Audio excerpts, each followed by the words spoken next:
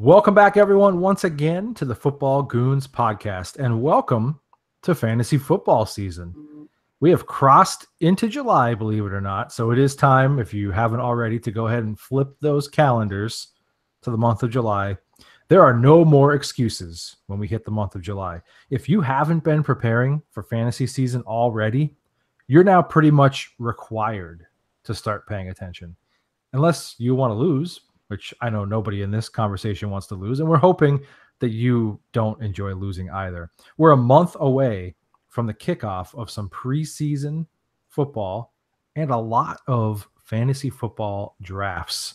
It's kind of the official fantasy football draft season once we get into August. So we're excited. We're kicking it into full gear. And tonight we are going through our July 1st fantasy quarterback rankings. So we're going to have a lot to talk about with the guys who are under center, the glory boys, as someone in this pod likes to call them. The country club. Out. Yeah, the country club.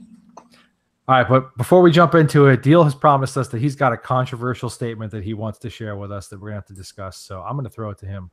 I'm going to bring this right out of the gates. I've had off for 2 weeks, so I thought I might as well come back and make you guys mad right away. This has potential. I said I wasn't going to tell you guys up front what it was. It has potential to either make you guys want to quit, or it might just say, okay, those are the options. So I found out on vacation. I've been lied to for years and years. Albanese gummy bears are about 1 million times better than Haribo.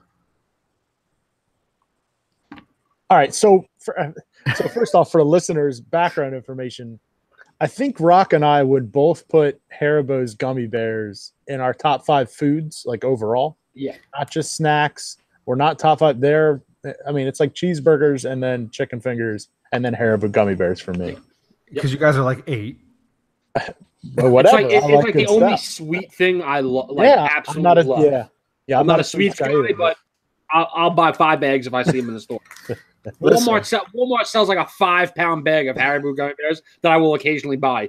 So whatever that crap that you just put on the screen, listen, garbage. I'm telling you, here's why you're saying that, because you haven't had these. And I'm going to give you the reasons why it's better. Haribo, I've loved for years. They get stale in about 8 seconds. They're always hard. Better. They're not. My bag's not open 8 seconds. It doesn't have to be. It has to be. It's 8 seconds after they come off the press. Here is another reason.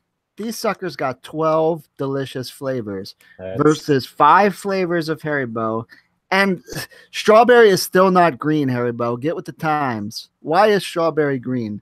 Let me tell you the flavors on these. Cherry, strawberry, mango. Who doesn't love mango? Pineapple, lemon, orange, green apple, watermelon, pink grapefruit, lime, blue raspberry, and grape. You know what that says? If I grab a handful of those and throw them in my mouth, you're going to be so happy. Too many flavors. It's too much. It's like a party in your mouth. I'm in because my knock on Haribo is I do think they get hard too quick. So fast. They're hard at least half the time when you buy them. They're hard. See, and this is okay. And this is not really what we're talking about, but you know what? Haribo does have a lot of flavors. 5. You can buy the wild cherry pack, and then you can buy the Coca-Cola pack, I don't want to do all that. Coca-Cola pack is fantastic. No, I like that, but I'm not trying to buy extra flavors to add to my 5-flavor pack. No, you don't add them. You keep them separate because that's how God intended it. But I do wish this was our podcast topic, but unfortunately we have to talk about quarterbacks. But I don't know. I'm not, Dale. I know you were trying to maybe instigate there. I'm not. Hey, I'm willing to give it a shot. They're cheaper too. These are cheaper, and I love them already. I'm not giving anything a shot. Look what it says. Look what does it say there? World's best. That's you can't lie about that. I don't think you're allowed to put that on the package if it's not true. If it's not true, is that false advertisement? That is. They're not false advertising. I'm telling you right now. Well, you ain't going to court. I'll tell you. You ain't calling Frank Walker Law because they're the world's best. Well, you bring them in August, and I'll judge. I'm bringing them. We're going to do a live. We're going to do a blind taste test. It has to happen. Blind video, live test. Look forward to it. Yep. Goon Squad, get ready. And if they are not the world's best, I promise. I don't even want to partake in this garbage. Well, you could just sit on the side and be salty. If they are not the world's best. You can't do a food taste test and not include me in it. if they're not the world's best, I will tweet the crap out of them, and we'll get a ton of free stuff. That's how I do things. I actually want that regardless of the best or not. Just pretend they're not the best. All right. Let's talk about some fantasy quarterbacks here. So the way that I have this kind of quartered off here is that we're going to talk about them in groups of 5. And what we do, just for those who may be just tuning in new this year, because we are expanding worldwide by the minute. It still boggles my mind, but in case you are not familiar, the 4 of us submit our rankings, and then we take a compiled list and put the averages together, and we come up with our rankings. And then we talk about the deviation in our rankings, which is basically just the difference in how we rank them. And at times I might throw it over to Miles to tell you how we get to that point, because I'm not a math guy. I took certain math classes 3 times, but that wasn't by choice. So like first grade. Yes. So let's talk about numbers 1 through 5 here. And there's not a lot to really have to dive into here. So we may not spend a ton of time on this group, because I think across the board, a lot of people agree here. But number 1, we've got Aaron Rodgers. 2, Russell Wilson. 3, Carson Wentz. Number 4, Tom Brady. And number 5 is Cam Newton. Our top 4 are actually unanimous. So I pulled these, all of this on Friday. We were unanimous at that point. So barring an injury, who would you be most surprised to see slip out of this top 5 group? It has to be Rodgers. I mean, and not just because we have him 1, but actually that should say enough, because we have him 1 even without the guarantee that barring injury. Like, Rodgers can get dinged up, and I still want him number 1. My thing for him, his whole career, if you expand his per games for 16 games, which you're guaranteeing me, 4,130 yards and 33 touchdowns, with just under 300 yards and 3 rushing touchdowns per season. I mean, that would have been in the MVP conversation last year, and it's his average season. So, I mean, the other guys have great ceilings, but I won't admit that they're higher than Rodgers' ceiling. So he's the one I'll be shocked if he's healthy all year if he ends up outside the top 5. So I'll throw this out there. Does anybody disagree with that statement? No, that's fair. Okay, because I think across the board we all feel that way, just because you know what you're getting from week to week. Like, it's one of those players, and we'll talk about this a lot throughout rankings, where you know where you're going to be with their floor. Like, you don't expect them to get below a certain point per week value, and then he also has a high ceiling because he can exceed expectations. So I'll throw this question out: who would you be the least surprised to see slip out of this top 5? For me, that's Cam.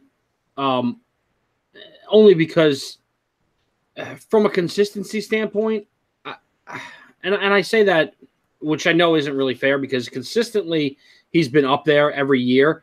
But like, from a mental consistency, like, I don't know if they start off 0-3, is Cam mentally checking out for the year? You know what I mean? Like, that's the biggest thing for me.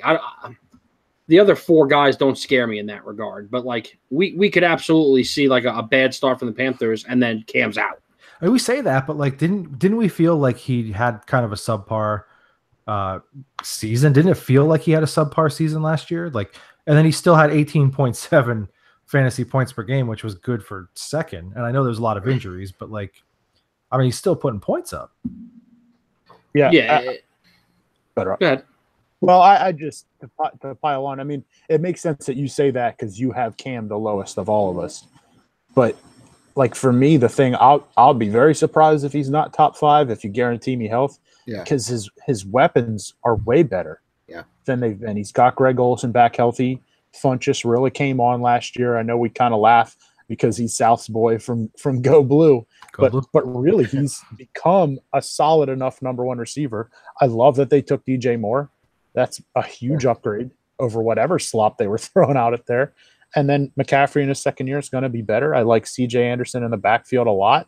You got to hope Curtis Samuel gives him more in his second year. So I think the weapons alone will keep them from losing and getting Cam in that negative attitude. Yeah, and I lied. I said number 2 points per game. He's actually number 4. I just can't read. So that's good. Yeah, I actually have Tom Brady there. He'll most likely move out of my top 5 in this next update. Wow. I know that I haven't yet. I'm going to talk about that in the next question here. But Cam, I see him moving in with the weapons he's acquired. And Rodgers, I can't move him out, obviously. Wilson, can't move him out. Wentz, if we're guaranteeing health, like you said, no reason I can't move him up to where he was last year. Tom Brady's weapons are getting worse. He's getting older. I know it's Tom Brady. I know he's the GOAT.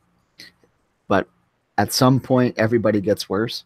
I don't know if it's this year for Tom, but he's the one that'll be least surprised to move out of the top 5. Yeah, I agree with Deal, which is really weird because I'm a Tom Brady guy, but like I just feel like eventually that production has to slow down. And while I don't think close. Yeah, well, I don't think that it's going to be like some kind of drastic thing. I do think not 25. Yeah, I don't think there's opportunity for some of the guys behind him to kind of creep up on him a little. Yeah. For me, it was actually Wentz. That stings, but like when you're guaranteeing me health, I'm taking that as he won't go down again. But I think realistically, even if he does start week 1, which all indications say he will, they're still going to run the ball through September a lot. They're going to keep him from having to carry the team on his shoulders. And more than that, I think something Wentz really sneakily added for fantasy purposes was his rushing ability. And I think that is going to be really scaled back, at least for the first maybe 2 months of the season, to make sure he's all right. So I think they're going to treat him with kid gloves to an extent. And kind of like you guys just said with Brady, like I'm not going to say he's going to finish 15th. But if he finishes 7th, 8th, I'm not surprised at all. I think I'd be least surprised than versus the other guys. Don't you think, though, if you're saying they're going to run the ball through September, I tend to agree with that. They start 0-1, 0-2. Don't you think they're going to be like, never mind about that, which is definitely possible. They're starting 0-1. I'll say that right now. But if they lose to Ryan Fitzpatrick week 2, I'm gonna hang myself. Fair enough. No, but I agree. If they get off to a slow start, listen, we just got to roll the dice and go with what made us great, and that's very possible. Yeah, and the one thing about that too, like just to kind of add to that, like Doug Peterson has shown that he's not really a guy who gets away from, really calling his playbook. Right. So the situation changes, but he doesn't necessarily change what he does as a play caller. So I think he kind of has that going in his favor as well. Real quickly on Cam Newton, he carries almost an entire point of, deviation here in our rankings. We mentioned Rocco's got him 7 and Deal's got him 6. So it's not like they don't think highly of him, but I'm just curious, without really getting into the details specifically on guys, what is more appealing about some of those guys that you have as a top 5 ahead of him? Whether it's, Kirk Cousins or Drew Brees, like what's more appealing than Cam, just out of curiosity? Well, for me at least, like Cousins being more appealing comes with the fact of Cousins has done more in terms of passing with less, and now he's getting a whole lot more. So obviously the chemistry has to be there. Again, for me, it's more of a Cam is super special, and when he's on it, he's the best. Like talent wise, he's absolutely the best quarterback in the league. But we've seen too many times where he's just not on it, and I don't know if that's a mentality thing or anything, but for me, I'm gonna penalize him for that. I don't think it's too many times. I mean, he's finished top 4 in 5 of his 7 seasons, so it's not like it's all the time. He's not in the game. But on a week to week basis too. Week to week basis, yes, but we're not basing on week to week. We're basing on the season, and that's what we have to go off of. But Kirk is still ahead for me. He finished. Go ahead. I know it's we're looking at the season as a whole, but like if I'm gonna trust. It is kind of on a week-to-week basis because if fantasy football is a week-to-week game. So obviously, yes, I want the guy who's going to finish the highest at the end of the season, but I'm looking for consistency, especially out of my top quarterback. So we're not talking about the difference between 5 and 15. When we're talking about the difference between 5 and 7, I want my 5 guy to be there I want him to be 5. I don't care if he's 5 every single week. I don't need him to be 1 any weeks if he's 5 every single week. I guess that's a fundamental difference in rankings. Then I don't rank that way. I draft that way. I'll draft a guy that I have 6 if I think he's going to have 50% QB2 and 50% QB7. But so I'll draft that way. I don't rank that way. However, Kirk is definitely ahead for me. He finished 10th last year with that god awful team that he had. That's a miracle. Like that's probably one of the like wonders of the world that he did that. So this team that we saw, Case Keenum, who is what he is, have a great season last year, have mentions like this guy could possibly be the MVP.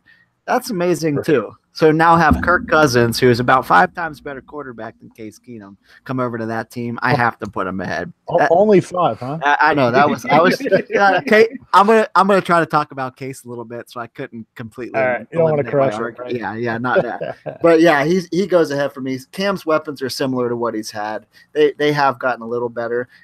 That's why I said probably in my next update I'm going to have Tom Brady number 7, Cam move up to number 5. I'm sorry. Tom moved back to 6. Cam move up to 5. So, all right. Last thing on this group here. You look at where Carson Wentz is. Averages. Across a couple different fantasy platforms. He's averaging like quarterback 6 across the majority of platforms right now. We've got him unanimous at number 3. So, like, are we too high on Carson Wentz? Is there a little bit of favoritism bias there? Like, just trying to get a conversation going on this because I feel like we're ahead of the curve and maybe some people are just a little tentative. That's probably what it is. I don't want to call ahead of the curve, but we're a little high on him in terms of July 1st, but it's the way we as a group have agreed to rank. We will rank our players assuming that everyone plays 16 games and everyone plays to their best ability for 16 games. So, like Deal kind of just hit on before, that's not how I'm going to draft necessarily. I mean, you have to draft with injury in mind and things like that. But when we rank players, what do you think is most likely to happen if they play 16 games? I think if Wentz continues to progress and he looks great through camp and he's completely on pace to start week 1, I think the general public will have him top 5. Can I add on something how can you not? Add on something about ranking and drafting there. I'll also say, even if I believed that Carson Wentz was going to be QB6, QB7, QB8 to end the season, I'll still draft him at QB3 and plan on making it to the playoffs because he's the type of guy that's going to win me games and win me a championship in the playoffs. So that's really what matters versus having the number 5 quarterback that who knows what you're getting at the end of the season. I'll take even versus I'll draft that guy versus, having Matthew Stafford, who knows what he's going to have at the end of the season. I'm going to win a championship with Carson Wentz. And a lot of it is like it's good conversation, but a part of it is that it's I'm able to throw this in there and say this is all really fluid right now. Like there's a lot of different interpretation out there, so you got to make sure that you're doing your research, you're reading, you're understanding how people are ranking, how they're putting together their philosophy and their ranks at this point. Like this could change quickly. You know what I mean? Like we haven't seen a single snap in camp or practice or anything like that from a lot of these guys. So things are fluid, like they could be changing quickly. So, this is important to reference that it is July 1st. So there's a lot that's open to interpretation. I just want to throw this out too. A big thing for me, especially when ranking the top like 5 to 10 guys, the touchdown numbers for me are a huge indicator there. And I think Carson and the way they run that offense is not necessarily pass happy, but they know how to use the pass even in red zone situations. He had 33 touchdowns through 13 games last season. Like that's just their style of offense, and Carson makes it work. So touchdown numbers obviously being bigger chunks. I trust him to get back to those numbers more than I trust other guys to get back to those numbers or even put up those numbers for the first time in their career, as some guys never get into the 35s, or even the 30s. And 24 of those touchdowns were red zone. So that shows you a lot of Doug's philosophy. Exactly. As a play caller, is they're not going to go run crazy. Ajayi's not going to lead the league in red zone carries. He's just not. Right. So Carson could always be one of those like barely squeaking into 4,000 yards, but 35 touchdowns. Yep. All right, number 6 through 10, we've got Kirk Cousins, Drew Brees, Deshaun Watson, Matthew Stafford, Andrew Luck. Before we get into this, can I just mention, as a drafter, I think this is where your targeting should be. Yeah. Like, I'm not going to be surprised if any of these 5 finish QB1. Right. And you're probably 3 rounds after Aaron Rodgers, 2 Maybe, after Wilson. Maybe more. Depending on your settings. I mean, and I'm thinking 1 QB, multiple quarterback leagues, maybe 2 rounds later. But I just think suggestion. These 5 should be your target guys. And also for our listeners, you would not be surprised, even in a league that all 4 of us are together, if the 4 of us own 4 of these quarterbacks in our league together. Like this is our philosophy for the most part. Let everybody else reach on those top 5 guys and get one of these very, very comparable players. All right, so Deshaun Watson has been difficult to peg across several different sites here. On average, his ranking right now is QB4. So what do you attribute his, quote, lower ranking with us to? We've got 1.3 points of variation. I've got him 6. Deal's got him 8. Miles has him 9. Rocco's got him at 10. What do you attribute that to? For me, it's just the see it again thing. So, and I don't think it's disrespectful that we have him at QB8. I mean, the guy's played like 30 minutes of football in his pro career, but it's a see it again. But it's also they had a ton of big plays. I mean, he was not leading 13 play drives consistently. The simple fact that Will Fuller scored on 1 of every 4 catches shows you it's big play, including his own running. I mean, the Bengals, he had like a 51-yard touchdown run. So for me, it's tough to see that sustaining through an entire season, but also an entire offseason of defensive coordinators having some film. So it's not like I think he's going to flop and fall on his face. I'd be happy to have him in many, many leagues, especially those who really value the rushing touchdowns over the passing touchdowns. But I can't take him over Cam or Wentz or Brady. I can't do it. That's a crazy thing for me that I was saying. I think I told you guys, I can't believe that we're going to rank Cam several spots behind Deshaun Watson on most of these platforms. Like we've seen Cam finish 2nd and 1st several times in the league. Now his weapons got better. He's healthy. And we're going to put Deshaun Watson, who we saw for a couple games, like 4 spots ahead of Cam. It makes no sense. My whole thing is I caught a lot of slack from you guys in the past, when I didn't believe in the DJ hype because I wasn't ready to do it after such a small sample size. Well, you know what? DJ had a small sample size, but finished the season and in the playoffs was a monster. This is a guy with a small sample size and tore his ACL. Right. You know what I mean? So not only are we talking about a guy with a very small sample size, but coming off of a major injury that limits a big part of his game. That limits a huge part of his game. So that's I think he's very talented. I think he's in a very good situation. I can't put him in that top 5. I can give you the injury thing because there's a little bit of a history there with him getting banged around, but this is a guy, and I get it. It's 7 games, and for me, I think 6 is the sweet spot because in this group, I think he's got a ridiculously high ceiling compared to some of these guys. Yep. So he might not be as safe of a pick as a Matthew Stafford, but if you're willing to take a little bit of a risk, even if he regresses a little bit from the 24 fantasy points per game that he produced in 7 games, Aaron Rodgers played 7 games last year. He produced 18.5 per game. Not really apples and apples there, though. No, but I mean, we're talking about a guy who, in a variety of different avenues, whether it's with his feet, with his arm, is putting up impressive points. And he's in a system with Bill O'Brien where they're not afraid to uncork some of that. So at times it's going to be ugly, but it's still going to be productive. And his receivers are friendly. Yep. Right now, Deshaun Watson's average draft place is 3.12, 3.12, which I think is probably going to go up. And Stafford is 9.02. So which one are you going to take there? Yeah, I mean, I get your point for where they're going to fall. I mean, that's about where Stafford's going to be, and Watson's going to move earlier into the 3rd round. So ultimately, I wouldn't knock anybody on Watson. The ACL thing doesn't scare me even though he's kind of built for rushing. I think it's crazy hypocritical to put Wentz 3rd and Watson 8th if you're scared about ACLs. That's dumb. Right. So I'm not scared of the ACL. It's ACL plus the small sample size. Right. Well, okay, that's fine. But I'm just saying the ACL, if I'm considering Watson, the ACL is the last thing I'm worried about. The bigger thing I'm worried about is what if those big plays are taken away? And yeah, it's easy for me to say that. It's going to be hard for defenses to take away the big plays with Will Fuller on one side and Nook Hopkins on the other side. So I'm not predicting it, but I think it's one of those things where I'm not going to own him at all because people are going to be willing to take him in the third, fourth round for that insane ceiling. And there's just, if I'm taking a quarterback that high, I want Russell Wilson.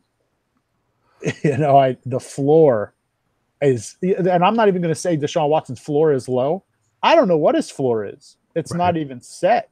It might be an insanely high floor. He might be the best fantasy quarterback for the next decade. I don't know. I'm just not sure I'm willing to pull that trigger when quarterback is so deep and so top heavy. Right. So with this group so tightly ranked, it kind of leads to the following question, because we don't have a ton of variation in this group other than Watson. All right. Which of these quarterbacks are you most confident in as a top 5 guy this season? I can't get enough Kirk Cousins. Yep. I really can't. And I say that, and I think we've all been pretty clear over the last couple of minutes. Like, I really like all 5 of these guys, and none of them will surprise me at all if they end the season top 5. There's no way. I mean, if Luck's back and Watson's back, those guys have easy talent to be top 5 quarterbacks. Stafford's consistent as crazy. Breeze has done it every year except last year. But for me, I personally, Kirk has the history of putting up great numbers. What is it? The only guy with 4,025 touchdowns over the last 3 years, every year.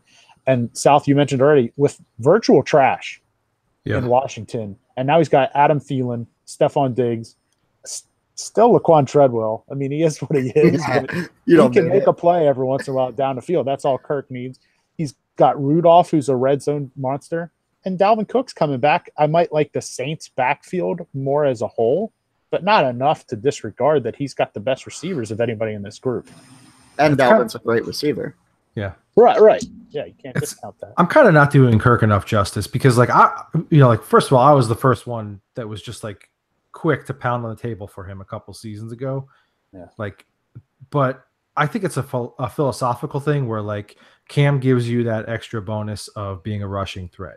Deshaun Watson gives you that little bit of an extra bonus of being a rushing threat. Like Wilson, Wentz, Rodgers, like they all do that. We don't really look at Kirk in that light. So I think we kind of devalue him a little bit. At least I do. But when I look at it and I think, why do I have Kirk at 7? Like, I don't have a really good reason other than I just think those other guys give you like a different dimension. But other than that, like, I think you hit the nail on the head. I wouldn't be surprised at all. Yeah, he's also, I mean, he's had 4, 4, and 5 rushing touchdowns. Yeah. So it's not like he's getting nothing. And I can't imagine that 4, 4, 5 changes a lot because it's been every year. So yeah, well, he doesn't give you the yards, but he's sneaky inside the 5. Yeah, I mean, if he's going to give you 30 extra points, I'm in on that. And there's a ton of leagues with the 6-point touchdown rushing and the 4-point passing. That's essentially that's a touchdown and a half 4 times. Well, how much of that do you think goes away now that he has like NFL caliber backs? That might be all of it. I mean that. I don't think any of it. And the fact, well, I don't know, but ultimately they are probably going to run Philadelphia's system. So who's to say? Even though he has an NFL caliber back, we just mentioned how much Carson Wentz throws in the red zone. Why isn't Kirk doing that now? He might lead the league in touchdown passes. Why can't he? Yeah. Right. All right. Let me ask this question then to round out this group. And I know we've kind of talked about Andrew Luck decently, over the last year or so. Are we too confident, not confident enough, or correctly confident in Andrew Luck at number 10, and why? I think number 10 is perfect July 1st confidence. Mm-hmm. He just started throwing NFL football. His weapons are so. If we were 100% confident in his health, he's going to be Andrew Luck that we've seen in the past. It doesn't matter his weapons. He's a top 5 quarterback. But we don't know his health, and his weapons aren't great. So I think 10 is like the safe area for a guy like him. And I think to piggyback there, why it's a good July 1st ranking, we say his weapons aren't great because on July 1st they're not. But Exactly. Deion Kane and Darius Fountain both got a lot of late draft praise. That Deion Kane's ceiling, I mean, he could be a top 20 receiver in the league pretty easily. We just don't know what they look like in Colts uniforms. We don't know what their timing looks like. I mean, you know what Ty is. Yep. Great. Jack Doyle, good. Eric Ebron, we'll see what happens. The running backs will see what happens. It's just, I think the whole Colts offense and the fact that, again, maybe a little bit of the reason why I've got a soft spot for Kirk too, that Eagles offense is insanely efficient. And, Kirk's running it because his offensive coordinator Colts are getting the quarterback's coach. The Colts head coach is the Eagles offensive coordinator from last year. So if they can have some of that efficiency that Wentz and Philly showed last year, Andrew Luck's more talented than Carson Wentz. Why can't he? So I don't know where to put him. I think 10's pretty fair to answer the question.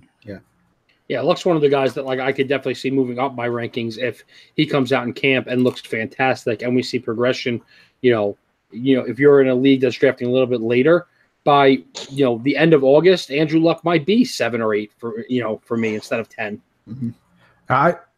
This is gonna sound crazy because I have him at number 9, but I think we're too confident.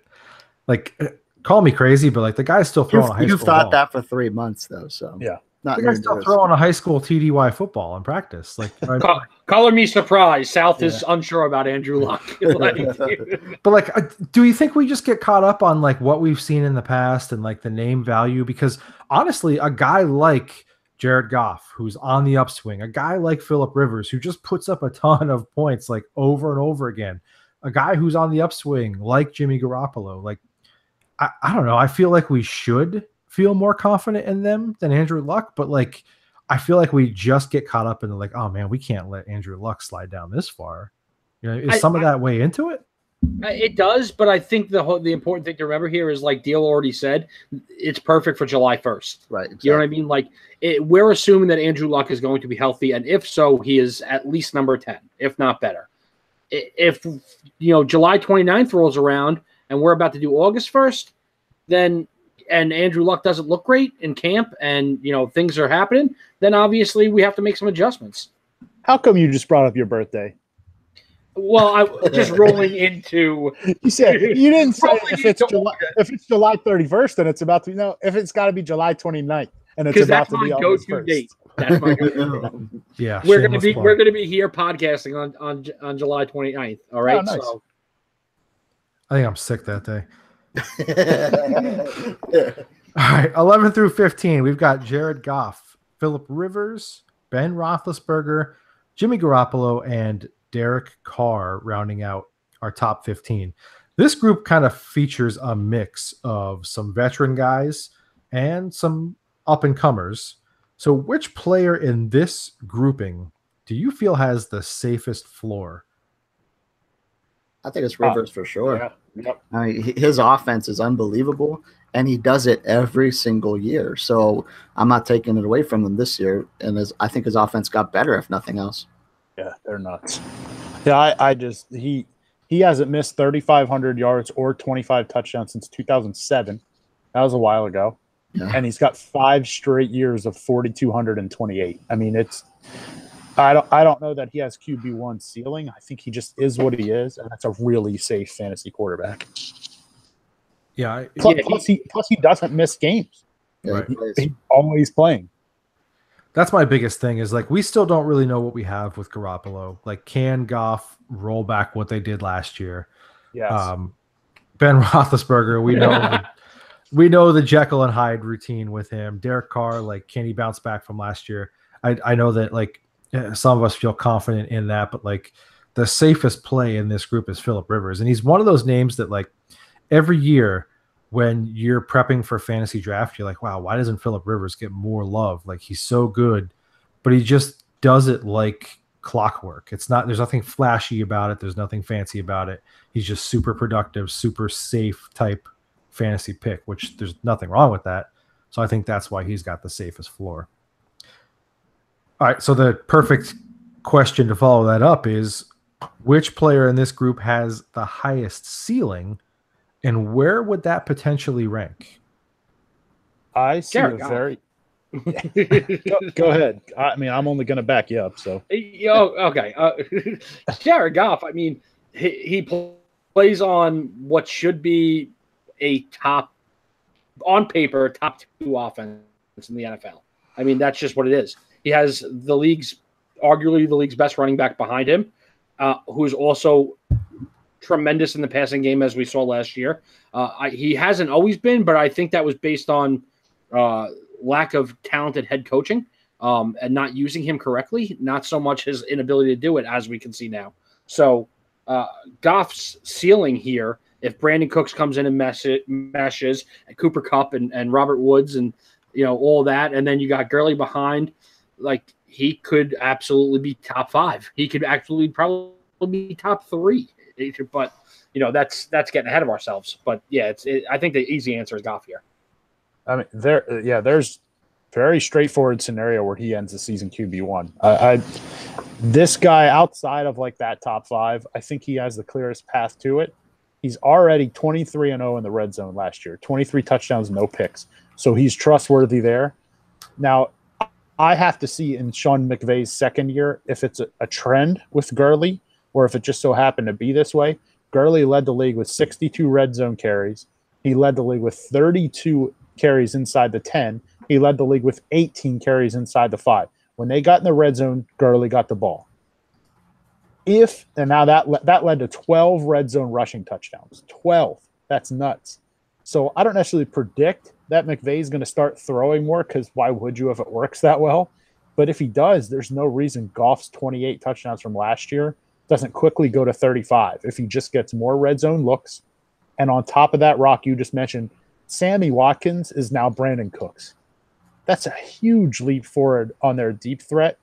Cooper Kupp in his second year is going to be better. Robert Woods, his second year with Goff, is going to be better. I will absolutely, I don't care that I'm podcasting with 3 rivals in one of my main leagues. Goff is my number 1 quarterback target in every single league I'm in. Not saying I'm going to draft him first. He is if I leave every draft with Goff, I feel good because the rest of my team's really good. Yeah, I like Goff, but for me, like I like to think a little more outside the box, I guess. I'm going Derek Carr. And I think, look, this is a guy who was having a logical progression over the past couple of years. Last year had a down year. Still threw for 22 touchdowns on an offense that really struggled to kind of figure out what their identity was. I think they'll get this is kind of crazy because I've never been like a super high Gruden guy, but I think that's the right guy to kind of come back in and get his head straight and help him figure some things out. I do think that he is more of that 2015, 2016, 30 touchdown average kind of quarterback. If he can cut down on the turnovers, he's averages like 11, 12 interceptions. If he can cut down on that by even a couple, like this is a guy who could easily be a top 8 quarterback in fantasy football. So, I'm confident in Derek Carr. Not to say that I'm not in Jared Goff, but I just think that we've seen it, 2 and 3 seasons ago, and I'm confident that he gets back to it. All right, guys, let's take a quick second here and talk about our friends at Gorb. Now, I know we talk about Gorb all the time, and you're probably wondering, what in the world is Gorb? It's our friends. GHORBH is the acronym, and it stands for Get Hungry or Be Hungry. And listen, we're not talking about like you're hungry for like your Sunday dinner. I know it's barbecue season, but we're not talking about that kind of hungry. We're talking about, your dreams, your aspirations, those things that you want to achieve with your life. And the cool thing about Gorb is that you're getting a constant reminder, whether it's through social media and the hashtag Gorb, through the viral speech that initially kind of jumped out at us, through the great athletic and casual wear that's out there at gorb.com. You're getting a constant reminder that in life, you've got 2 choices. You can either get hungry or be hungry. And we're encouraging everybody to check them out and get hungry. Chase after those things that you're passionate about. Go after your dreams. You can check them out at gorb.com to find out more about the message, more about all of the great wear for guys, for girls, for kids. They've got you all covered. You've seen it on social media with the hashtag Gorb. Now you can check it out for yourself. GHORBH.com. All right, let's talk about our numbers 16 through 20 fantasy quarterbacks here. We've got Matt Ryan at 16, followed by Dak Prescott, Patrick Mahomes, Marcus Mariota, and Alex Smith round out the top 20.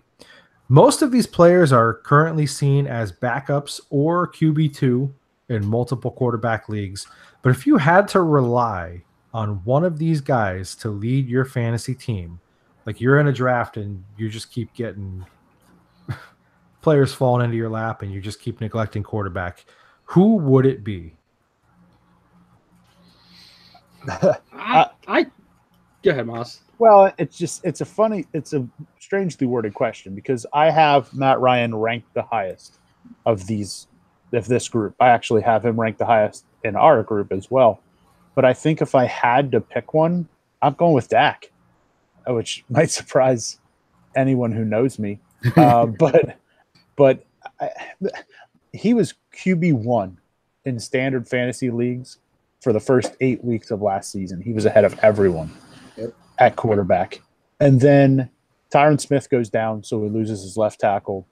The Zeke Elliott suspension finally goes through. And from weeks 9 to 17, he was actually QB 34, which is more than teams there are. So that's not great. This is obviously points per game basis. So what I think happened there is we all agree Dak Prescott's not a great quarterback. He just isn't. But when the Dallas awesome offensive line is in front of him, when Zeke's in the backfield so everyone's terrified of the run, he capitalizes as well as anybody does. So when you add that to his penchant for rushing touchdowns, I personally have no issue with him being my quarterback in a 2-quarterback league. If I'm in a 1-quarterback league, I just wouldn't wait this long, first off. But you're in a little bit of trouble because if I'm wrong and what we saw in the second half of last season, he can't shake it in his head, you're in a lot of trouble. You better grab another one of these guys on your next pick if possible. But I really think as Dallas, the turmoil fades and his confidence skyrockets back up, there's no reason to think he can't sneak closer to the QB1 that he was than the QB 34 that he was. Man, I couldn't disagree with you more. Don't give me Dez and weapons. Alan Hearns is better than Dez. No, it has nothing to do with Dez and weapons. I just don't trust him. I just don't. And fair enough. I mean, I don't really either. This question is about who. This question is about who do we trust if we wind up in a situation where we have to have one of these guys as our number one guy. I just can't envision that happening. For all of our listeners out there, if Sal's hypothetical situation is actually what you're in the position you're in, you're going to have a bad time. Yeah, start studying up for next season. 2019 is your year. I believe in you. But the guy I trust the most is actually the guy who 2 years ago was our league MVP. Like, how is it not Matt Ryan? Like, we're realistically just. And I really truly believe this. We're just bad play calling for that for that Atlanta offense away. Like, that's the biggest difference. They didn't have a bad year last year. They made the playoffs. They won a playoff game. Like, the Atlanta Falcons were probably just as good last year as the year before. But the difference with Matt Ryan had to do with play calling. And you can't lose your offensive coordinator and a guy that most of the league thinks is, not genius level, but like a real innovator of the position. Yeah, top 5 offensive minds. You can't lose that and then replace it with a guy who has a completely different philosophy and then expect Matt Ryan to be able to just go on the fly. Like we all said at the beginning of last year that was definitely a possibility, and that what needed to happen really was kind of like, all right, well, these guys know what they're doing, so let's just let him do the things that he's able to do. And it seemed like they didn't do that. It seemed like they tried to change philosophies to what Sarkisian wanted to do and what the new direction the team was going. Well, that hurt Matt Ryan, but there's still the guy that led the NFL in touchdown passes 2 years ago and won the MVP. And, I trust that over the other 4 guys in this group. I don't agree with everything you said there, but I do agree that it's Matt Ryan for me because you have exactly a 50% chance that he's going to be a top 8 quarterback in the league. So I'm going to hedge those bets and take him. If I can get him, in round 12, 13, where he's currently being drafted, then I'm okay with that. I'm okay with him being my quarterback, knowing how good the rest of my team's going to be, rolling the dice that there's a 50% chance he's a top 8 guy. I think Matt Ryan also, though, is an awesome pairing if you go Wentz, Watson, Luck.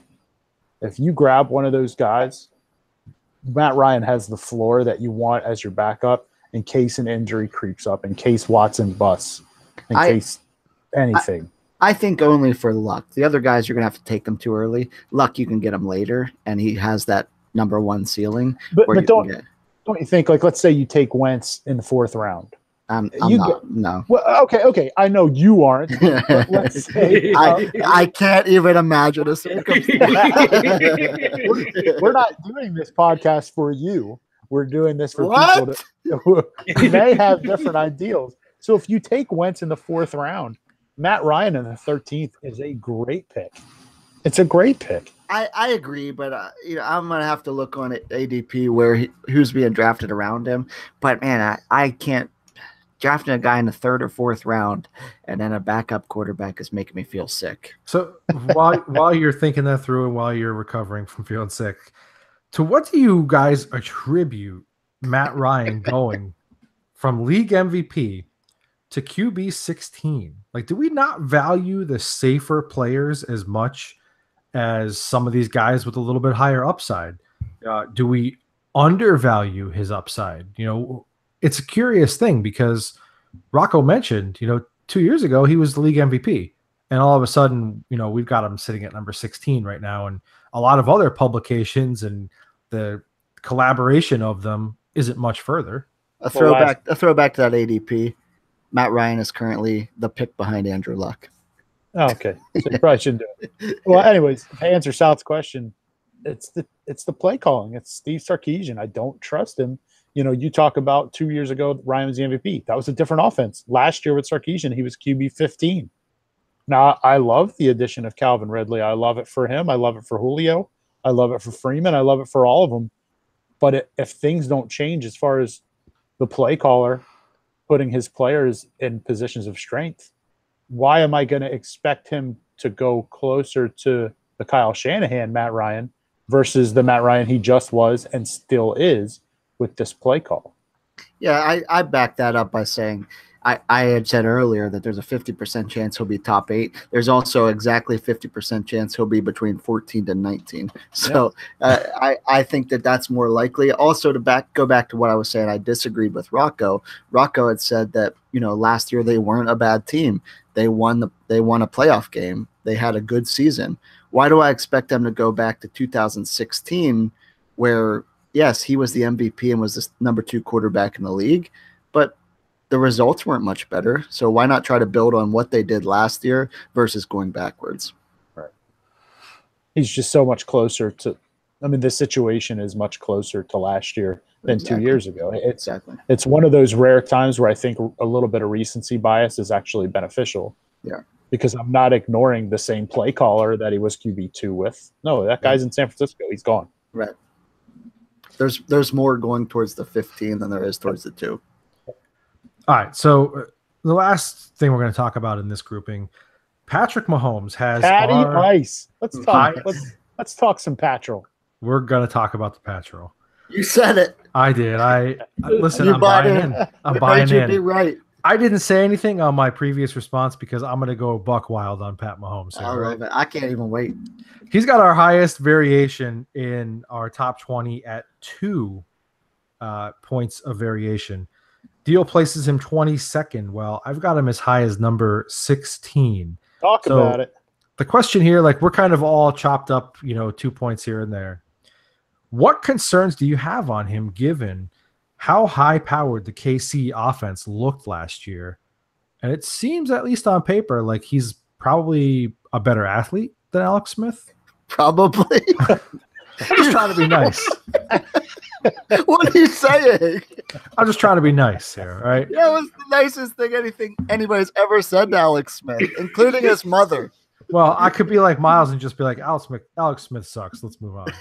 But you should have said Alex Smith sucks. Let's move on. All right, so he's way more athletic. So what is the hesitation then? I think we should just give you the floor here to talk more about how good he is. I just don't get what the hesitation is. Like, look, Alex Smith was a guy last year who scored 19.7 fantasy points per game, and he's as stiff as a board. Because of his athleticism. I mean, the guy's stiff as a board. Like, he can move a little bit or whatever, but he's nothing dynamic as a passer. I don't even think that they really uncorked most of what they could potentially with some of those athletes on offense. I think Andy Reid has new wrinkles that he's going to add in with Mahomes. I think that his versatility as a runner is going to add just monstrous potential to his fantasy appeal to me. So that's why I think that he's one of the higher guys for me in this group. I think, 19.7 fantasy points is really attainable for him. First of all, it's an inexperienced thing for me. That's all. Yeah. Well, first of all, yeah, go ahead, Miles. No, I'm getting aggravated now. Literally, my notes say none except inexperience. So I finished. End of statement. That's it. If you have any other worry, you're the problem. I don't. So speaking of the problem, Rocco, go ahead. I don't trust Alex Smith to throw a 50-yard bomb, but Alex Smith is incredibly accurate, and for all the talking about him and being stiff as a board, he's got over almost 2,500 career rushing yards. Yeah, he can run. I don't know. He can run. Yes, Patrick Mahomes is more athletic than Alex Smith. You know what Alex Smith was, though, under Andy Reid? Very, very consistent. And now we have a guy in there who is brand new to this.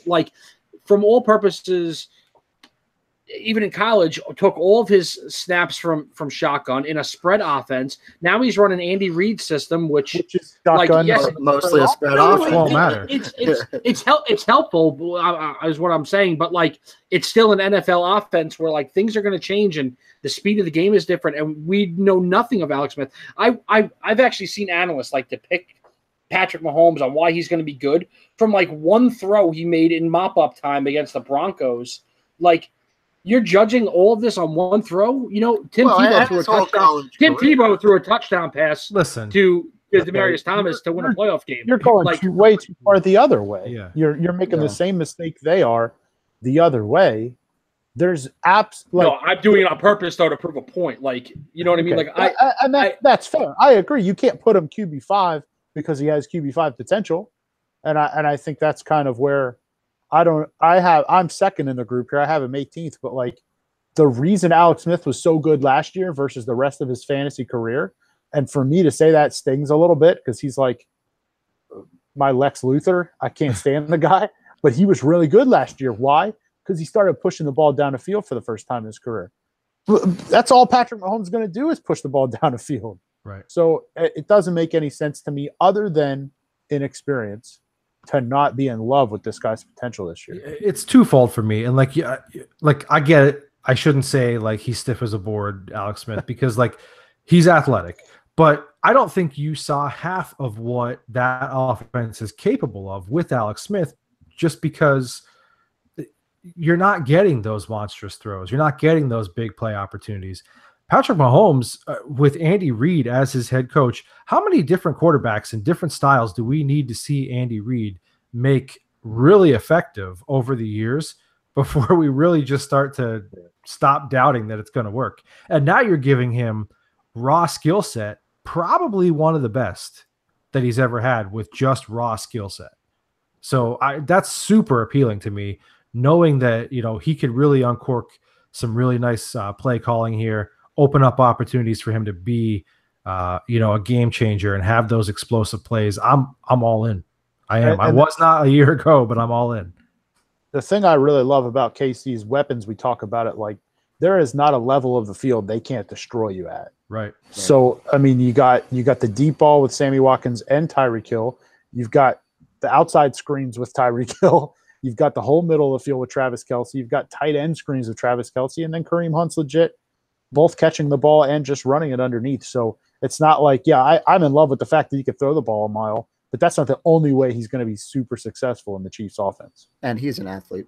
Yeah, I love him. I love Pat Mahomes. These guys can back up that I've been probably the biggest truther in the whole country since he's been at Texas Tech. But I'm a little apprehensive. Just that's who I am. That's you. That's you ranking him 22nd, despite how you feel about the player, is purely who you are as a fantasy player. Exactly. The first time I see you with a rookie quarterback, or in this case, a first-time starting quarterback as your fantasy quarterback, I don't even have like a statement that goes after that because it's not a thing. You can't envision a scenario that happens. I mean, like, I can't picture that. It has nothing to do with your feelings that he won't succeed. It's just that situation is not a deal situation, especially July 1st, which is where we currently are. Right. So yeah, I'll be honest. There are probably 4 guys he'll most likely move ahead in in the upcoming. I want to see him throw the ball. I want to see him throw it a little bit. So that's all it is for me. Yeah, I think you'll be pleasantly surprised once he does. He and I are some gunslingers. So, all right, 21 through 25, we've got Jameis Winston, Eli Manning, Mitchell Trubisky, Andy Dalton, and Blake Bortles. We're not going to get beyond too much beyond 25. Why is the podcast not over at this point? Well, we're just going to have some fun with this group, with this grouping, all right? Like we're the only people having fun with this group. Well, we're only going to have fun because we're going to argue. So I like that. I'm going to skip, talking about Jameis because that's a fluid situation. There's some rumors that Tampa Bay may be interested in even moving on from him. So we're going to let that kind of unfold and see where that goes. But Eli Manning has a 3.3 variation among this group. Rocco and Deal have him at 18 and 19. Miles and South have him at 24 and 26. What do we attribute such a huge gap on Eli Manning to? One sentence. 2 of us don't care about the Giants, and 2 of us hate the Giants. End of conversation. Dude, honestly, that's end of conversation. No, that's not it for me. It has to be. Check my rankings on Odell, Evan Ingram, Sterling Shepard, and Saquon Barkley if you think that's the case. I just think he's toast. Honestly, I just think he's toast. Yep. There are a lot of players that when it's gone, it is long gone. And I think Eli reached that point. Listen, if I'm wrong on that, then you guys are wrong on 18, 19. I don't think it makes sense to rank him where you have him, because if you think he's still got it, he's a top 10 quarterback.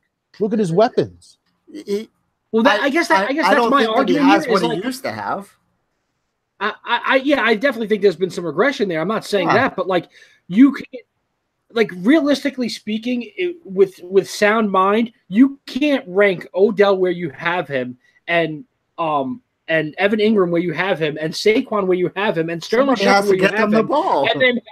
and then have Eli at 26. I get what you're saying, but somebody has to get him the ball. But Odell and Ingram and Saquon are not 1-to-1 basically touchdown to interception for where they're at right now. They're getting the yards and the touchdowns, but they're not getting all those negative points every time they turn the ball over. That weighs in super heavily to me. Not how that frequently heavy. Eli Manning turns the ball over, and I've been saying it since week one of last year. Since week 1 of last year, Eli's done. I've been saying it. I'm just telling you. Okay, so even in your hypothetical world where he's done, he's gonna play this season. So last season without Odell and on a terrible team that was just in complete shambles, a head coach that is we don't even have words for him. He finished 23rd in the league, which was his worst all-time numbers. You think he's going to get 3 spots worse than that this year with Odell? With his offensive line, it wasn't good last year. Now he has an all-time running back. Odell back, an all-time receiver back. Whoa.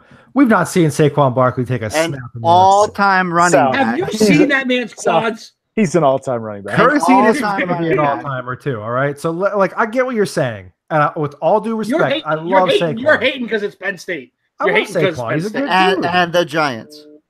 I love Saquon. Yeah, this is a bad combination. I told you guys last year that if he went to the right situation where this is borderline, right? Just because I don't like their offensive line. But I told you last year, I'd consider taking him the first fantasy running back. That's true. You did. So I just don't like the offensive line situation. I think that's what all of this boils down to, is the Giants don't put any emphasis on taking care of Eli or allowing their running backs to be productive. How many times have we said, like, they've got guys that should just be super productive, like a Paul Perkins or whatever, and they just never get a chance? Yeah, Paul Perkins to Saquon's pretty even. No, but you get what I'm saying. Like, we feel like there should have been some level of production there, and because the Giants fundamentally just don't care about blocking anybody.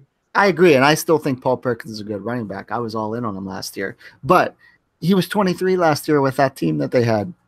How can you think he gets 3 worse? I don't think he plays 16. That's my big issue, and it's not an injury thing at all. It's a Giants thing. If they're smart, like McAdoo was coaching for his job last year, so you have to keep being competitive.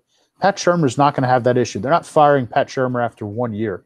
So it's hard for me to envision that team being in the playoff hunt this year. You absolutely – now, I don't think they're going to pick second again. They're somewhere in between that for me, but you have to see if you have anything with Davis Webb or Kyle Lauletta. I don't think it's intelligent for them to have a 6-10 season where Eli Manning plays 16 games. That makes no sense to me. McAdoo's gone, and I think the Giants will be back to doing things that make sense. You have to see if Lauletta can be your quarterback of the future. And that's a big part of the issue for me. They're not going to be good enough, and he's not going to play well enough to keep that job for 16. There's just no way for me. I just don't think Lauletta is the guy that they throw out there to the Wolves halfway through the season when it's a gone season. I just don't think that's a good philosophy. So, right, but ultimately, that's what we're down to. I mean, we just disagree on what would be a good thing for them to do. Right. So if he plays 16, where do you think he is then? If he plays 16 and I still think he's shot, I'm moving him about up to your area because, like you said, and I totally agree with, like, it makes no sense for me to have my 3rd receiver, my 4th tight end, my 5th running back, and I don't really remember where I have Sterling Shepard, but it's not 82. Yeah, it's not 82. So you're right. Somebody's putting up those numbers. I just think it's a little more split between the quarterback room than all going to Eli when season's all said and told. Right. Yeah, it's really the same thing for me. I think he would be about 21 if he would guarantee me that, like, he's going to be productive enough to play all 16, just because, like, that's kind of his MO. But again, like, going back to the Pat Shurmur thing, like, he's basically said flat out, like, we're going to see what we have in Eli this year. Like, they're really only guaranteeing him another year to figure out if he can still do it. So if you're 3-7, right, why are you running him out there? It's time to do something else. Right. All right. Give me a player just real quickly in this grouping who you wouldn't be surprised at all to see in or near the top 10 at the end of the season. I'm out. That's the stupidest question. 117 episodes. That's the worst question we've ever had. Oh, yeah. I literally started to type Andy Dalton, and then here's my notes. I'd be surprised with any of them, but I guess I could see, like, Andy Dalton. I just can't. I can't with this group. That's what my notes say. So I can't. I won't. I can't, and I won't. The quarterback's too good. Like, could any of the 5 have a better season than we're expecting? Sure. But top 10? Come on, give me the 15 guys we already talked about that Blake Bortles is going to get ahead of. Well, I'm saying in or near. So how near? Like 17? Listen, Andy Dalton. Like, are we rounding to top 10 from top 100 or top 30? If the pieces fall into place like they've kind of put together, and we see some of the hype that we're hearing come true, I wouldn't be shocked to see Mitch Trubisky as, like, number 13 fantasy quarterback. Mitchell. Say his name. Sorry. So I wouldn't be surprised to see Mitchell around, like, 13 as a fantasy quarterback. Like, the tools are there on offense. They're building something. So the question you wrote, you can't even imagine a circumstance where it happens. Well, I just said. No, I'll agree with South that Mitchell Trubisky would be my answer probably for this too, just because if we have to come up with an answer, although I don't think it's going to happen. Well, he's the one we're not sure can't do it. The other 4 we know aren't doing this.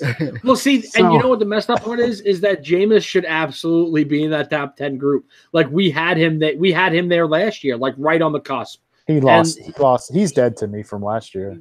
Yeah, he's just Jameis is dead to me. Falling apart. He crashed harder than Eli did. All right, give me a name that we haven't mentioned at all yet, who should absolutely be on people's fantasy radar for 2018. South, this is a better question. Yeah, good work. Well, that's why I saved the best for last. Oh, it's not the best, but he did better. Yeah, I like 3 of the rookie quarterbacks. I like Baker Mayfield, Sam Darnold, and Josh Rosen to all be fantasy relevant as we get into the bye week situation. I like all 3 situations enough and all 3 quarterback skill set enough that I'd rather trot them out as my bye week quarterback than anybody in the other 5 that we just talked about.